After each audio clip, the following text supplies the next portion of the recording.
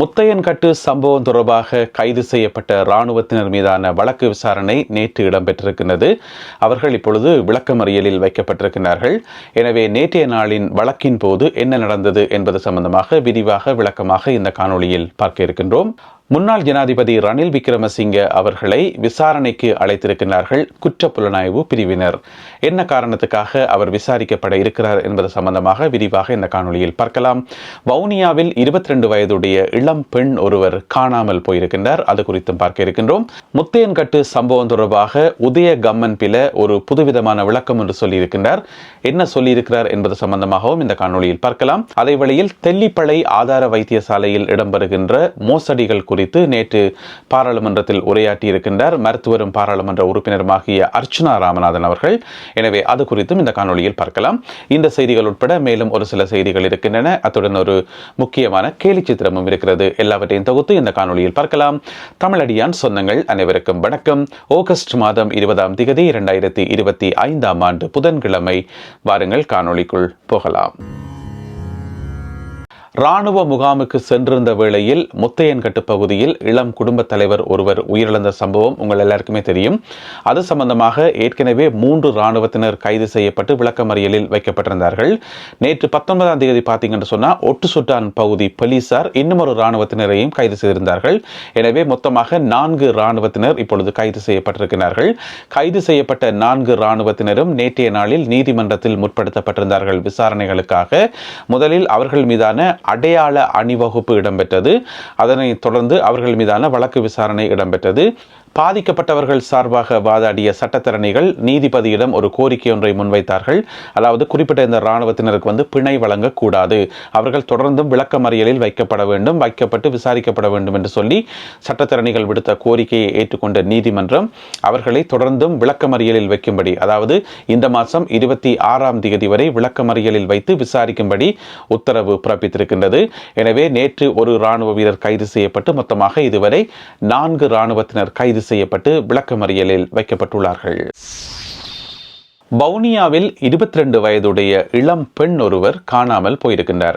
இந்த சம்பவத்தில் என்ன நடந்திருக்குன்னு பார்த்தீங்கன்னு சொன்னால், காணாமல் போன இந்த 22 வயதுடைய இளம் பெண் வவுனியா மாவட்டத்தில் இருக்கின்ற தம்பனை புளியங்குளம் என்று சொல்லப்படுற ஒரு கிராமத்தில் வசித்து வருகின்ற ஒரு பெண். அவள் என்ன செய்கிறான்னு சொன்னால், நேற்று முன்தினம் வவுனியா ஹாஸ்பிட்டலுக்கு போயிருக்கிறார். வவுனியா மருத்துவமனைக்கு பஸ்ஸில் போயிருக்கிறா, தலைவலி என்று சொல்லி போட்டு. ஆனால் நேற்று செவ்வாய்க்கிழமை மாலை வரை குறித்த இந்த பெண் மருத்துவமனைக்கு சென்ற இந்த பெண் வீடு திரும்பவில்லை என சொல்லப்படுகின்றது. அதனை அடுத்து பெற்றோரும் உறவினர்களும் நெழுக்குளம் பகுதி போலீசில் முறைப்பாடு ஒன்றை செய்திருக்கின்றார்கள். காணாமல் போன இந்த 22 வயதுடைய இளம் பெண்ணினுடைய பெயர் சுப்பிரமணியம் சர்மிளா என சொல்லப்படுகின்றது. சுப்பிரமணியம் சர்மிளா. எனவே காணாமல் போன இந்த பெண் தொடர்பான தகவல்கள் தெரிந்தவர்கள் உங்கள் தகவல்களை தெரிவிப்பதற்கு வசதியாக 2 தொலைபேசி இலக்கங்கள் வழங்கப்பட்டிருக்கின்றன. இப்பொழுது நீங்கள் திரையிலே பார்க்கின்ற இந்த தொலைபேசி இலக்கங்களுக்கு அழைப்பெடுத்து உங்களுக்கு ஏதாவது தகவல்கள் தெரிந்தால் நீங்கள் தெரிவிக்க முடியும். எனவே குறிப்பிட்ட இந்த பெண் காணாமல் போனமை குடும்பத்தினர் மத்தியிலும் உறவினர் மத்தியிலும் பெரும் அதிர்வலைகளை உருவாக்கியுள்ளது. முன்னாள் ஜனாதிபதி ரணில் விக்ரமசிங்க அவர்களை குற்றப்புலனாய்வு பிரிவினர் CIDயினர் விசாரணைக்கு வருமாறு அழைத்திருக்கிறார்கள். எப்ப விசாரணை என்று சொன்னால், இந்த வெள்ளிக்கிழமை, நாளை மறுதினம் வெள்ளிக்கிழமை 22ஆம் தேதி காலம 9 மணிக்கு குற்றப்புலனாய்வு பிரிவு தலைமையகத்துக்கு வர சொல்லி அழைப்பு விடுக்கப்பட்டிருக்கிறது. என்ன பிரச்சனை என்று பார்த்தா, அவர் ஜனாதிபதியாக இருந்த காலத்தில் பொதுமக்களுடைய காசை வீணாக்கி, அரசாங்கத்தினுடைய காசை வீணாக்கி வெளிநாட்டு பயணங்களை மேற்கொண்டார் என்று சொல்லி அவர் மேலே ஏற்கனவே ஒரு வழக்கு இருக்குது. அந்த அடிப்படையில் அமெரிக்காவுக்கு போறேன்னு சொல்லி போனவராம், நியூயார்க் நகரத்துக்கு போறேன்னு சொல்லி போனவராம். போற வழியில அப்படியே லண்டனுக்கு போனவராம். லண்டன்ல இடம்பெற்ற ஒரு பட்டமளிப்பு விழால கலந்து கொண்டவராம்.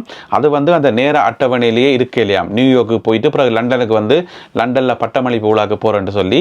எனவே பொதுமக்களுடைய காசை வீணாக்கினார், அரசாங்கத்தினுடைய காசை கரியாக்கினார் என்று சொல்லி அவர் மேல வழக்கு தொடுக்கப்பட்டு இப்பொழுது விசாரணைகள் இடம்பெற்று வருகிறது. எனவே அது சம்பந்தமாக வாக்குமூலம் பெறுவதற்காகத்தான் இந்த வெள்ளிக்கிழமை 22ஆம் தேதி குற்றப்புலனாய்வு பிரிவினர் முன்னாள் ஜனாதிபதி ரணில் விக்ரமசிங்கவை அழைத்துள்ளார்கள்.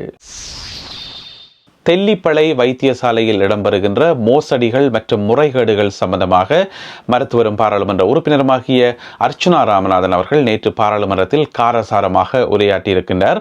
அவர் பொதுமக்கள் பாதுகாப்பு அமைச்சர் ஆனந்த விஜயபால அவர்களிடம் சில கேள்விகளை முன்வைத்திருக்கின்றார். என்னென்று சொன்னால், இந்த தெல்லிப்பளை ஆதார வைத்தியசாலையில் இடம்பெறுகின்ற மோசடிகள் சம்பந்தமாக ஜூன் மாதம் 3ஆம் தேதி ஒரு வழக்கொன்று பதிவு செய்யப்பட்டதாம். எங்கேன்னு கேட்டால் லஞ்ச ஊழல் ஆணைக்குழுவில். ஏனென்று சொன்னால் அதற்குரிய ஆதாரங்கள் எல்லாம் இருக்குது. கிட்டத்தட்ட 30 மில்லியன் ரூபாய் பெறுமதியான சட்டவிரோதமான முறையில் கட்டிடம் ஒன்று அமைக்கப்படுது. அது மட்டும் இல்லாமல் தெல்லிப்பளை வைத்தியசாலையில் கணக்காளர் என்று சொல்லி ஒரு ஆளே கிடையாதாம். அக்கவுண்டன்ட் என்று சொல்லி ஒரு ஆளே அங்கே இல்லையாம். எனவே கணக்கு வழக்குகளை பார்க்கிறது யார்?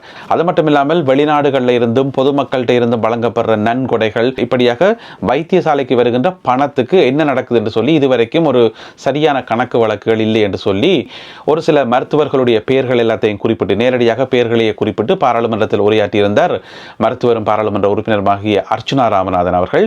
எனவே இதற்கு எதிராக உடனடி நடவடிக்கை எடுக்கப்பட வேண்டும் என அவர் பொதுமக்கள் பாதுகாப்பு அமைச்சர் ஆனந்த விஜயபால அவர்களிடம் கேட்டுக்கொண்டார். முன்னாள் இராணுவ வீரர்கள் 18 பேர் ஒரு பாதாள உலக குழுவுடன் இணைந்து செயல்படுவது அம்பலமாகி இருக்கிறது. எந்த பாதாள உலக குழு என்று சொன்னால் உங்கள் எல்லாருக்குமே தெரிஞ்சிருக்கும். கெஹல் பத்ர பத்மே என்று சொல்லி அவர் இப்போ துபாயில் இருக்கிறார். அவரால் இயக்கப்படுற ஒரு பாதாள உலக குழுவில் முன்னாள் இராணுவத்தினர், இராணுவத்திலிருந்து விலகியவர்கள், இராணுவத்திலிருந்து தப்பி ஓடியவர்கள் என்று சொல்லி 18 இராணுவத்தினர் அதில் வேலை செய்கின்றார்களாம். கூலிக்கு வேலை செய்கின்றார்களாம். அவர்கள் இந்த துப்பாக்கி சூடுகள் நடத்துறது, கொலைகள் செய்கிறது, இந்த மாதிரியான வேலைகள் செய்கிறது. எனவே எப்படி இந்த 18 பேரும் அந்த குழுவில் போய் சேர்ந்தார்கள் என்று பார்த்தா, உங்களுக்கு தெரியும், அந்த கெஹல் பத்ர பத்மையினுடைய உதவியாளர் என்று சொல்லப்படுற இன்னும் ஒருவர் கொமாண்டோ சலிந்து என்று சொல்லி, அவருடைய பேரும் அடிக்கடி செய்திகளில் அடிபடும். கொமாண்டோ சலிந்து என்று சொல்லி, ஏன்னு சொன்னால் துபாயில் சும்மா இருக்காமல் கொழும்பில் இருக்கிற ரேடியோ ஸ்டேஷனுக்கும் டிவி ஸ்டேஷனுக்கும் ஃபோன் பண்ணுறது, ஃபோன் பண்ணி பேட்டி கொடுக்கிறது. அதால் 2 பேர்ட்ட பேரும் அடிக்கடி ஊடகங்களில் அடிபட்டபடி. எனவே அந்த கொமாண்டோ சலிந்து என்று சொல்லப்படுற நபர் மூலமாகத்தான் இந்த 18 முன்னாள் இராணுவ வீரர்களும் இந்த குழுவில் போய் சேர்ந்தார்கள் என்று சொல்லி சொல்லப்படுகிறது. அது மட்டும் இல்லாமல் அவர்கள் போதைப் பொருளுக்கு அடிமையானவர்கள் என்று சொல்லியும், அவர்களுடைய போதைப் பொருள் வாங்குறதுக்கான செலவு மற்றும் அவர்களுடைய குடும்ப செலவு எல்லாத்தையும் இந்த கெஹல் பத்ர பத்மே என்று சொல்லப்படுற அவர் தான் பராமரித்து கொண்டு வரார் என்று சொல்லியும், அதற்கு நன்றி கடனாக அதற்கு பதிலாக அவர் சொல்ற அந்த அசைன்மெண்ட், அந்த கொலைகளை வேல் செய்யணும் என்று சொல்லியும் இந்த மாதிரி செயல்பட்டு வந்திருக்கிறோம். அவர்களில் 9 பேரை இப்பொழுது போலீசார் கைது செய்திருக்கின்றார்கள். ஏனையவர்களை தேடி வலை வீசப்பட்டிருப்பதாக சொல்லப்படுகின்றது. எனவே அவர்களும் மிக விரைவில் கைது செய்யப்படுவார்கள் என சொல்லப்படுகிறது. முத்தையங்கட்டு சம்பவம் தொடர்பாக உதய கம்மன்பில ஒரு புதுவிதமான விளக்கம் ஒன்று சொல்லியிருக்கார். உங்கள் எல்லாருக்குமே தெரியும், இந்த தென்னிலங்கையில் இருக்கக்கூடிய இனவாதிகள், அடிப்படைவாதிகள், உதய கம்மன்பில மாதிரியான ஆட்கள் எப்போவுமே அந்த கண்ணுக்குள்ள எண்ணெய் விட்டு பார்த்து கொண்டிருக்கிறது. எங்கே ஏதாவது ஒன்று கிடைக்காதா, ஏதாவது ஒரு சம்பவம் நடக்காதா, அதை வச்சுக்கொண்டு தாங்கள் அரசியல் செய்யலாம், அதை வச்சுக்கொண்டு தாங்கள் சிங்கள மக்களை குழப்பலாம் என்று சொல்லி பார்த்து கொண்டிருப்பார்கள். அந்த மாதிரியான ஆட்களுக்கு வாய்ச்சதுதான் இந்த முத்தையங்கட்டு சம்பவம். அந்த சொல்லுவிடமே சும்மா மெல்ற வாய்க்கு அவள் கிடைச்ச மாதிரி என்று சொல்லி, அதே மாதிரி உதய கம்மன் பிள்ளை என்ன சொல்லி வச்சுக்காருன்னு சொன்னா, இந்த இளைஞர்கள் ராணுவ முகாமுக்கு போனதுக்கு பின்னால பிட்டியொரு சதி ஒன்று இருக்காம். அதாவது யாரோ ஒரு குழுவினர் திட்டமிட்டு இந்த இளைஞர்களை மூளை செலவு செய்து ராணுவ முகாமுக்கு அனுப்பி இருக்கின்றார்களாம். ஏன்னு சொன்னா ராணுவ முகாமுக்கு போறது ரிஸ்க்ன்றது எங்கள் எல்லாருக்குமே தெரியும். அப்படி இருந்தும் கூட இந்த இளைஞர்கள் ராணுவ முகாமுக்கு போயிருக்கணும் என்று சொன்னா, தைரியமா துணிச்சலா போயிருக்கணும் என்று சொன்னா, அவர்களுக்கு பின்னால யாரோ ஒரு குழுவினர் இருக்கிறார்களாம். அந்த குழுவினருடைய பிரதானமான வேலை வடக்கு கிழக்கிலிருந்து ராணுவத்தை அகற்றணும் என்றதானாம்.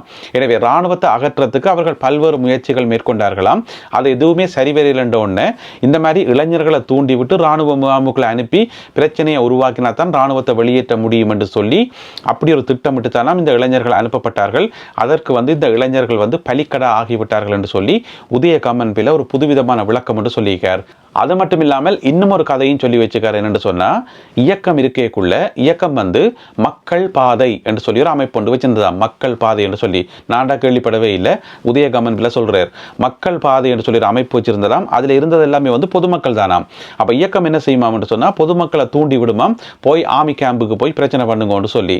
ஏன்னு சொன்னா, ஆர்மியை வடக்கு கிழக்குல இருந்து வெளியேற்றத்துக்காக அன்றைக்கு அந்த மக்கள் பாதை என்ற அமைப்பு எப்படி செயல்பட்டதோ அதே மாதிரி தான் இந்த இளைஞர்கள் செயல்பட்டு இருக்கிறார்கள். மக்கள் அன்றைக்கு இயக்கம் பின்னால் இருந்தது, இன்றைக்கு இவர்களுக்கு பின்னால யார் இருக்கிறார்கள் சொல்லி தனக்கு தெரியல என்று சொல்லி ஒரு புதுவிதமான விளக்கத்தை சொல்லி வச்சுக்கார். இப்ப உதய கம்மன் பிள்ளை சொல்ற இந்த கதைகளை, இந்த கட்டுக்கதைகளை நாங்கள் நம்பணும்ன்ற அவசியம் இல்லை, அதை கணக்கெடுக்க வேண்டிய அவசியம் இல்லை, தூக்கி ஒரு ஓரமா போட்டு பேசாம எங்களை வெளியே பார்க்கலாம். ஆனா பிரச்சனை எங்க வருதுன்னு சொன்னா அதை நம்புறதுக்கும் தென்னிலங்கையில கொஞ்சம் மக்கள் இருக்கணும், கொஞ்சம் பேர் நம்புறதுக்கு ரெடியா இருக்கணும். ஓஹோ இப்படி எல்லாம் இருக்கு போலக்கு, இதுக்கு பின்னால யார் இருக்கணுமோ தெரியான்னு சொல்லி அதை அப்படியே நம்புறதுக்கும் கொஞ்சம் சிங்கள மக்கள் தயாராக இருக்கின்றார்கள். அங்கதான் இருக்கு பிரச்சனை. இப்ப சிங்கள மக்களும் உதய கம்மன் பிளவை கணக்கெடுக்காமல் தூக்கி எறிஞ்சு விட்டா ஒரு பிரச்சனையுமே இல்லை, தமிழ் மக்களுக்கும் பிரச்சனை இல்லை, சிங்கள மக்களுக்கும் பிரச்சனை இல்லை. ஆனா இந்த இனவாதிகள் அங்க கொஞ்சம் சிங்கள மக்களை போட்டு குழப்பறபடியா தான் நாட்டில் பிரச்சனை வாருது. அதான் இந்த இனங்களுக்கு இடையில முரண்பாடு வாருது. தானே. எனவே இந்த மாதிரியான விஷயங்கள்ல நாங்கள் சரியான அவதானமாகவும் தெளிவாகவும் இருக்கணும். பாருங்க, முத்தையங்காட்டில் நடந்த சம்பவம் ஏதோ ஒரு சம்பவம், அது என்ன சம்பவம் எங்கள் எல்லாருக்குமே தெரியும்.